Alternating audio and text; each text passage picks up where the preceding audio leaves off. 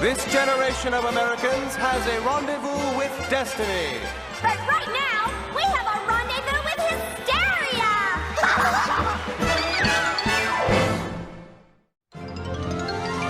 It's called Hysteria, the world premiere. We dare ya to watch Hysteria. Prepare ya for hilaria. They love it in Bulgaria, Hysteria. We declare ya, be aware ya.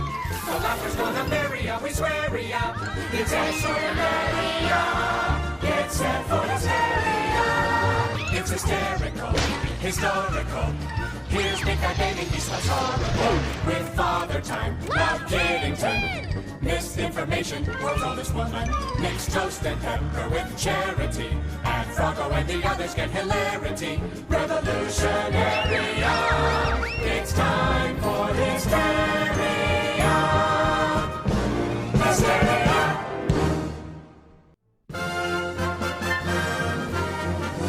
Good evening, Mr. and Mrs. North America and all the ships at sea. Let's go to press. Flash.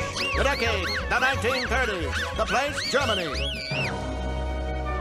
Due to harsh economic conditions following the First World War, a weakened Germany is taken over by fascist dictator Adolf Hitler and his band of Nazi henchmen.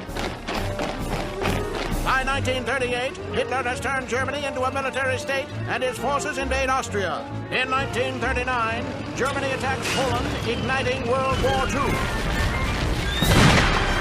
In 1940, the war spreads and Germany rolls on. Denmark falls, followed by Norway, Belgium, the Netherlands, Luxembourg, France, and Romania.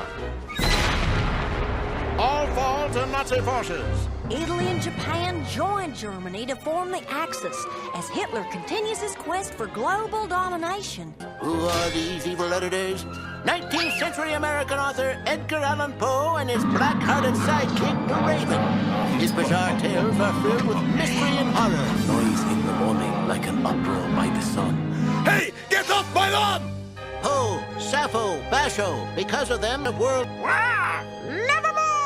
Luckily, the world has heroes, like the Prime Minister of Great Britain, Winston Churchill, who vows to battle the evil Axis. We shall fight on the seas and oceans, on the beaches, in the fields, in the streets. We shall fight in the hills. We shall never, never surrender. Not only that, we're gonna kick Hitler's Nazi Heine. But to defeat the Axis, Great Britain would need a little help from its friends, like the United States and its leader, President Franklin Delano Roosevelt. But in 1941, the United States is still trying to stay out of the war. Dear Winston, how goes the war? Having a wonderful time here? Glad we're not there. Hitler's ally, Japan, launches a surprise attack on the U.S. naval fleet at Pearl Harbor in Hawaii. This is a day that will live in infamy. And the United States enters World War II. This sounds like a job for... The Freedom League! Gathered together from the cosmic reaches of the universe, here in this great hall of justice, are the most powerful forces of good ever assembled. The Freedom League with Super Prez FDR. The only thing we have to fear is fear itself. And trusted aide, Eleanor. All systems go, Super Prez. His faithful Scottish Terrier, Fala. Buddy, let's go bite them in the Axis! His future Vice President, Truman. Let's bomb them back to the Stone Age! Superman. Batman and Robin.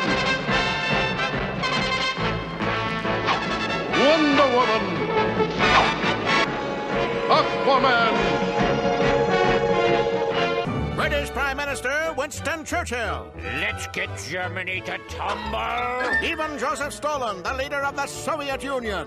I have an urge to purge! 20th century American novelist Ernest Hemingway. That's no bull. Dedicated to truth, justice, and peace for all mankind.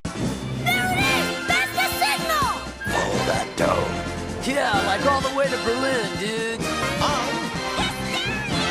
Hysteria! Hysteria! Hysteria!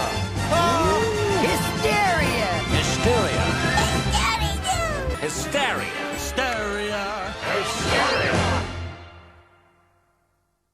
The 32nd U.S. President, Franklin Delano Roosevelt. We have nothing to fear but fear itself. And what's coming up next? Told you.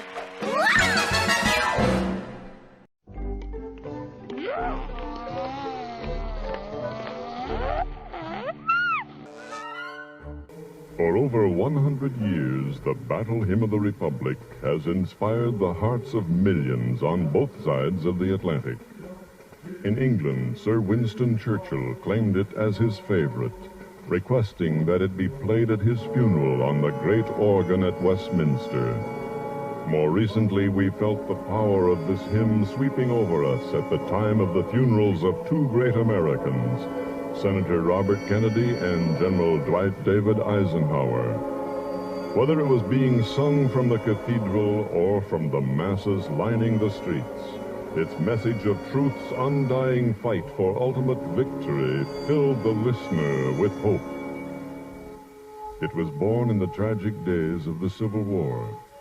Mrs. Julia Ward Howe authored the verses in the fall of 1861 after listening to the lusty voices of the 12th Massachusetts Regiment of Volunteers as they passed in review in Washington, D.C.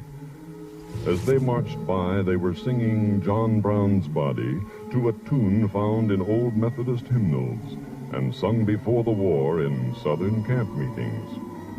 One of Mrs. Howe's companions at the review that day said as the music faded away, "Mrs. Howe, why don't you write some good words to that stirring tune?" All night the ringing of that martial melody disturbed her restless sleep. Until early in the morning, just before dawn, she rose and wrote down the lines that even today summon us to a high and holy patriotism. A play by William Shakespeare always stimulates your thought, because you spent 2 hours trying to figure out the plot. For memory tights, so bring up the lights, and let's meet the bard. Ladies and gentlemen, Hysteria proudly presents... Mine eyes have seen the glory of the coming of the Lord. He is trampling out the vintage where the grapes of wrath are stored. Hey-na-dee-na-dee-na, tra-la-la, fa-la-la-la-la-la-la. King Henry V is a play about war, and so is King John and King Henry IV. Waffles have laughed and fell on the floor, so Henry VI went back to the gore. Hey-na-dee-na-dee-na, tra-la-la, fa-la-la-la-la-la-la. He hath loosed the fateful lightning of his terrible swift sword. He is trampling out the vintage where the grapes of wrath are stored. Hey-na-dee-na-dee-na, tra-la-la, fa-la-la-la-la-la-la. He hath loosed the fateful lightning of his terrible swift sword. His truth is marching on. Glory, glory, hallelujah. Glory, glory, hallelujah. Glory, glory, hallelujah. His truth is marching on. Glory, glory, hallelujah. Glory, glory, hallelujah. Glory, glory, hallelujah. His truth is marching on.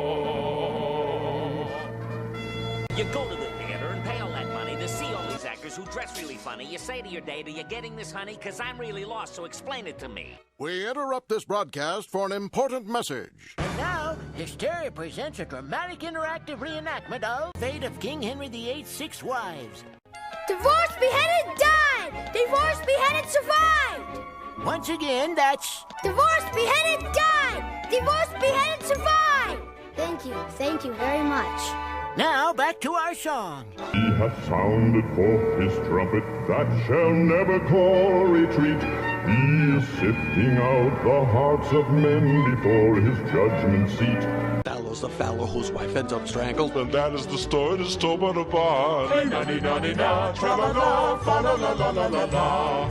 Troilus and Cressida, there was a pair. They were in love and she had an affair. It's not a great place, so we really don't care. Hey, na-ni-na-ni-na, tra-la-la. Oh, be swift, my soul, to answer him. Be jubilant, my feet. All God is marching on. Glory, glory, hallelujah.